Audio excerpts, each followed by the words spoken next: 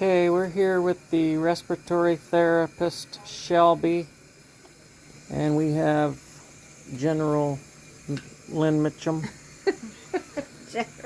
and Alexis, and she's gonna show us how to do the trach care. Now she just did suction there. She suctioned it out, and now she's gonna show us what else we got to do. Alexis is very serious. I just opened up the trach care kit. This is sterile water, so we poured that into here. You just set that to the side. This is peroxide, so we're going to use just a little bit of this. It comes in 2 packages, or at least this kit does. Every kit's a little bit different, but it should always come with at least the sterile water and then 1 to 2 packets of peroxide.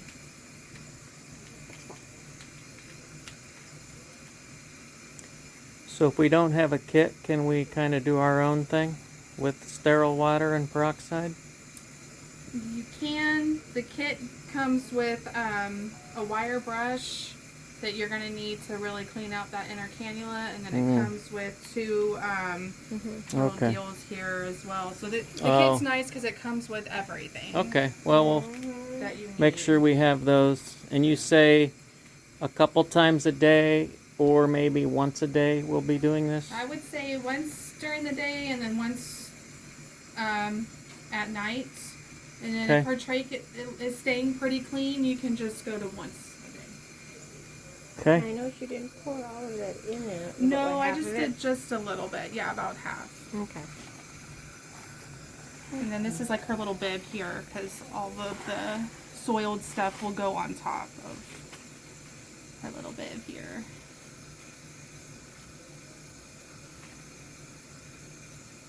Okay. Then this also comes, these are the trach ties I was telling you it comes with. I wouldn't use them though, because these other ones are a lot better. And these ones you have to make sure that you tie it just right.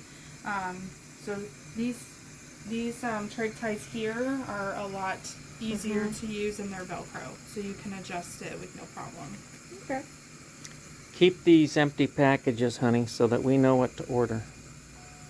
Okay? And then it also comes with its own split gauze here. And then remember I was telling you that have extra just in case. And then it comes with about 4 of these regular gauzes that we use to help just clean the skin and everything around it. Okay. Then you got your wire brush, and then you got these 2 little Q-tips that I clean around on the flange. I'll show you how to do that. So this stuff I just set to the side here. Okay, Alexis, let's see. Well, we're going to take this one side off. And this is just her oxygen thing? Yes. That's more for humidity than anything. It's more humidification. What we have here is it's going to give oxygen just because of the setup that we have. So not necessarily that she needs or has to have the oxygen. It's more for the humidification. But while she's home, she'll probably have a different setup. Okay. So you see how the under gauze here is pretty soiled? Yeah. So all I'm going to do, is just gently pull it out. Okay.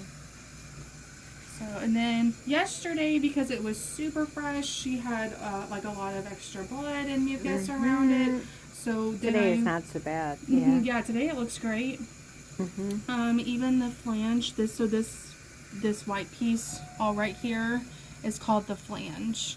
And so that's what goes around the trach. So it kind of holds everything in. So I do see we got like a little bit of dried mucus right up here on top. So I'm just going to clean that out real quick.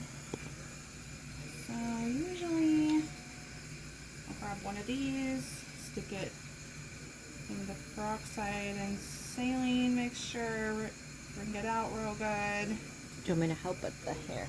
Yeah. Yeah. Hey, honey. Okay, you got it. was gonna say my hand would have been in the way of the video. Sorry. You just clean the best that you can. Just try to get all the dried, yucky stuff.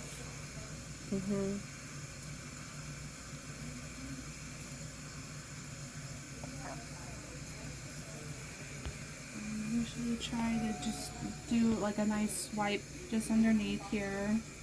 Yeah, actually looks really good, but I just want to make sure we're clean.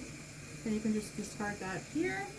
And then so next, like all her vitals and everything are good. So this is the part where now we're going to take out the inner cannula.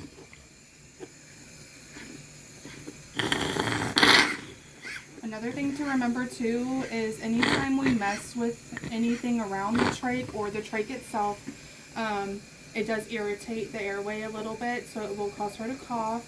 So just kind of give her a little break and then resume. Okay, so this part's really important. So her trach up here, it's got a lock to it. So it shows an arrow pointing up and it says lock with a dot. So what I'm going to do to unlock it is I'm going to turn to the left. Okay, and that'll unlock. Lefty loosey. Yes. They actually did it that way with this? So I always use these two fingers here to hold the flange down because I want to make sure that it doesn't go anywhere. I know, I'm sorry.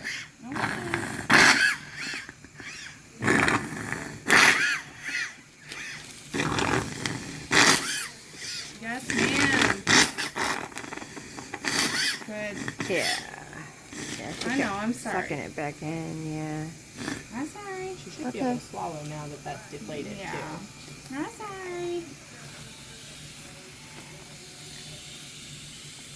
Okay. So, give her a little second to recoup here. And then I'm going to turn that inner cannula and take it out, and then we're going to clean the inside. So the thing to remember is even though I'm taking out her inner cannula, her trach is still in. She still is able to breathe on her own. So she's still doing everything just the same. The inner cannula is basically just like a protectant. It's just a tube that basically just protects, but the actual trach itself is still in, if that makes sense. And then this is going to be yucky on the other end because of the mucus or whatever. Potentially, yes. Okay. All right. So, okay. I'm going to turn to the left, and you just pull straight out. Good job, Alexis. Good job. So, it's really not that bad. No. What I'm going to do is I'm just going to dunk it here in the solution. I'm going to rinse it real good. I'm going to take my wire brush that comes in the kit. I'm going to also stick it in here, and then I'm going to just run it through the tube itself. I'm going to get all that yucky stuff out. Oh, yeah. And then just kind of rinse it again to where it's clean. You can just discard that. It looks good. So I'm going to just stick it right back in, and I'm going to turn it to the right. So you don't dry it off, or No, I mean, ma'am. I know you're kind of shaking it, so And kind of shake it to get the excess, but you really don't want to touch, because that's going inside. So you really don't want to touch this part at all. You want to keep your fingers up here. I'm also wearing sterile gloves too. But you really want to keep your fingers up here as much as possible. And then you just want to stick this in the saline solution with peroxide, dab it out as best as you can, and then you put it right back in. Okay? All right. So that little bit of moisture isn't going to hurt? No, ma'am. Nope, not at all. All right, so we're going to stick it right back in. I'm going to hold it down. Good job.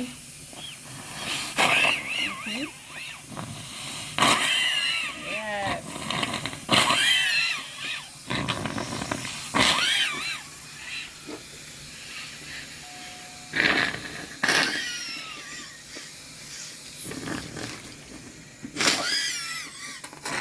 Cool, she's got something in there.